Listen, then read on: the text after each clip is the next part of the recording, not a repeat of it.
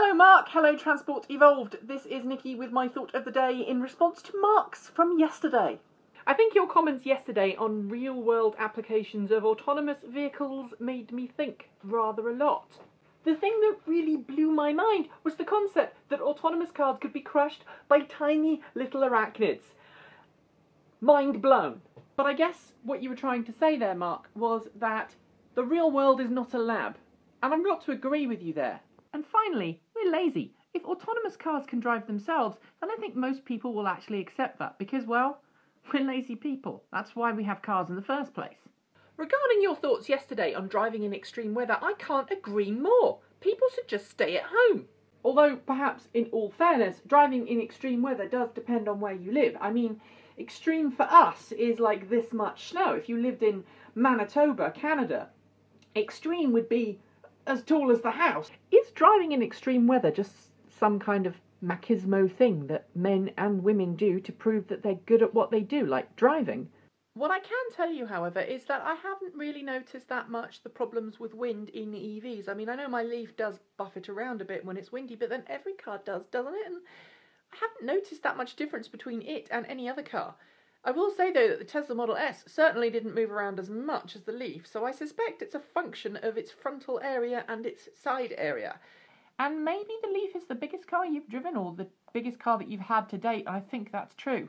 And I'm looking here, and our friend Otmar has said that maybe it's something to do with neutral alignment on EVs, because they're neutrally aligned as opposed to toe in or toe out. Otmar is far cleverer than me. Is cleverer even a word? On the subject of EVs and climate change, I actually think vehicle-to-grid and vehicle-to-infrastructure is such an important part of our future. And we need to work with utilities and car companies to encourage people to do that. I mean, if the weather's bad and I have a power cut, why can't I run my house off my car? Because at the moment, I can't. Okay, unless I live in Japan, but in general, I can't do it. But today, dear Mark, I wanted to talk to you about idiotic journalistic reporting. I've just written a story about a woman who was on Fox Business yesterday, Lauren Fix, really dissing EVs with some really shockingly bad facts. We're not just talking a few inconsistencies here, we're talking really fake. By the way, that was me censoring myself because I didn't want to swear in a YouTube video in case our channel got taken down. And I know I've sworn in other videos, but generally I want not to swear in videos. As I was saying, Miss Fix seemed to have some really strange ideas about EVs, including one where she said that inverter fluid needed to be replaced regularly for the batteries, or you'll have problems when it comes to buying a used car. I checked. Every 15 years, or 125,000 miles for the Leaf. I'm not sure which planet she comes from, but where I am, that's actually quite a long interval. And I don't know that many Leafs that have done 125,000 miles. In fact, there's probably only one or two in the world. But in all honesty, my problem isn't with Miss Fix's inaccuracies. It's the fact that she's allowed to spread them on what is essentially a national TV channel. Yes, I am aware that Fox News is a right-wing media outlet. I am aware that they have some political persuasion. But they shouldn't be allowed to put out incorrect facts, right?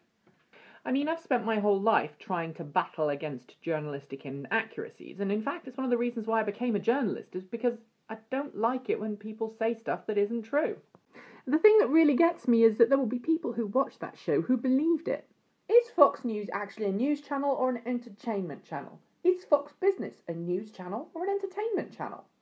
BBC Top Gear, for example, makes a name for itself by being an entertainment show, and that's how it's got away in the past with saying some really mean things about electric vehicles, including Tesla. But the thing here is that isn't Fox News a news channel? I mean, Fox News is in the name, and Fox Business should, I guess, be a business news channel, so therefore it has a duty to get the facts right.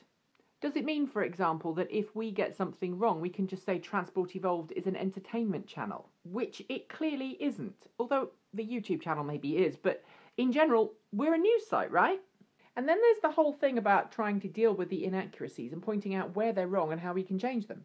I've written an article, but how many people does it take to change someone's opinion and say, what you're saying is rubbish, please stop saying it? Furthermore, and here's a term I've used before, is it a God-given right for a journalist or a news site to say whatever the heck they want about something? Or is it just slander? How can you ensure that the information that is portrayed on EVs is actually correct? How do we deal with misinformation? How do we campaign against it? Do we need to be militant? Do we need to be polite? Or do we just need bums in seats? The weather here is certainly better than it was yesterday, Mark, so I hope tomorrow's good for you, and I hope you've got a good topic for us to think about over the weekend, and I will see you on Monday. Actually, I'll see you on Sunday, but I'll see you on Monday for this. And I know someone's going to say it, yes, we're copying the Vlog Brothers and various other YouTube celebs because, well, this is a format that works for us.